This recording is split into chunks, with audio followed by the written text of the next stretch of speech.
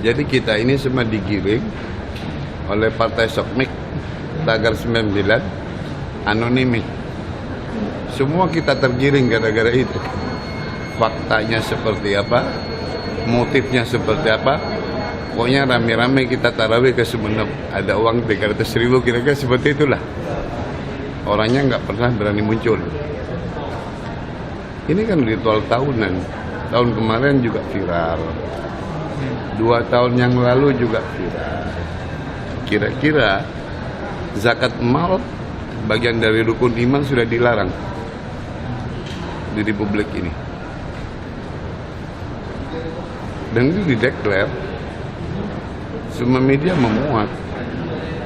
Kami gotong royong di partai terkumpul 175.000 sembako plus uang diantaranya untuk fakir miskin dan anak yatim. Tentu tiap tahun bukan sesuatu yang baru.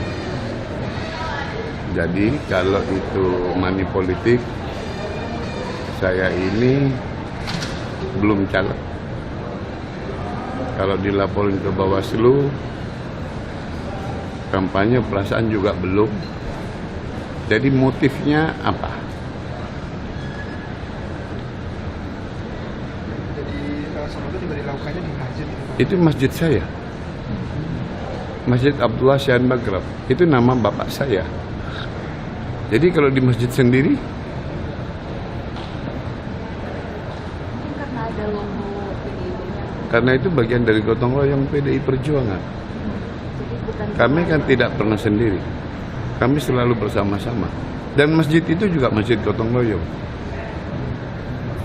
Kalau semua gotong royong bersama-sama, masa kemudian tidak boleh kita? Sama. Kenapa proses hukum, Pak? Proses hukum. Kalau dipikir-pikir, ditimbang-timbang, kira-kira gunanya apa ya? Jangan-jangan Partai Sokmik itu ada jaringan sedemikian rupa, sehingga begitu masuk langsung ke blow up ribuan. Untung kita semua sehat. Untung adik-adik semua sehat, ketemu saya, minta konfirmasi gitu loh. Kira-kira kalau pikiran kita tidak sehat semua, betapa buruk rupanya Republik ini. Karena ditelan mentah-mentah.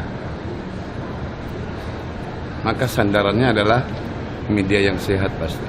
Media mainstream kita lah. Itu kanal yang paling tepat. Itulah fungsi demokrasi pilar keempat. Kalau kita ngandalin medsos, model-model Tagar 99, semua melakukan anonimik, gelap mata semua kita. Akal sehat tidak pernah jalan. Nah, anggota DPR itu juga punya dana reses. Dan semua anggota DPR melakukan hal yang sama. Kan itu bagian tali AC dengan konstituennya. Kalau nggak dibagikan, akuntabilitasnya di mana? Dibagikan, ribut lagi.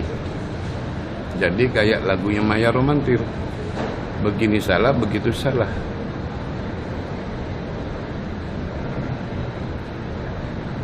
Saya suruh ngapain kira-kira?